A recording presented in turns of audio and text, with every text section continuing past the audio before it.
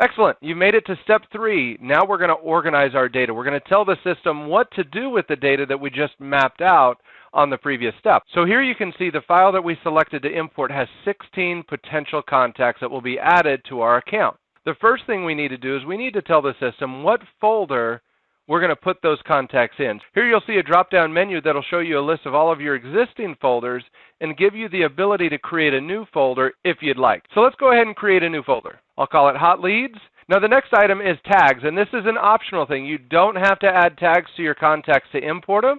However, if you'd like to tag these contacts on import, you can do that now by selecting any existing tags or creating a new tag. Now this account doesn't have any tags, so when I click on this, you'll see that the list is empty. And I can create a new tag by just typing in the tag name. When creating a new tag, you can create tags with multiple words, and when you're done creating the tag, make sure you hit the Enter button or Return key on your keyboard to lock in or create that tag. Once you create or add a tag, you can add additional tags if you'd like, or you can just move on. So let's go ahead and move on to the next option, which is Saved Search. The Saved Search option allows you to create a saved search that you can access through the Contact Manager. Behaves very similar to a folder, but what's nice about creating a saved search on import is it ties these specific contacts to that saved search. You can either add contacts to an existing saved search or create a new saved search. Now in this particular case, I don't have a saved search, so I'm going to create a new one. I'll name it Hot Leads, and we can move on to duplicate matching.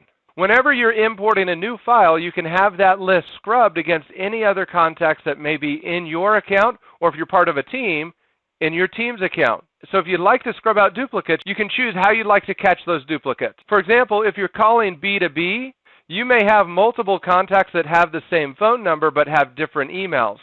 So you may not want to match based off of phone number and match only on email. So it's up to you how you want to catch duplicates on your account. However, you may have noticed that once you enable the option to match duplicates, there's a new option that shows up down below that. This option allows you to actually update match contacts rather than just skipping them. And then the final option here is the DNC list. This is not a national do not call list scrub. This is an internal team do not call list scrub. So PhoneBurner, as you and your team are making calls and you're marking contacts as DNC or bad number, and those contacts are getting added to your internal team DNC list, any contact with a phone number on that list by default will not be imported. However, if you want to allow it, make sure that you choose one of these options here to allow those contacts to be imported.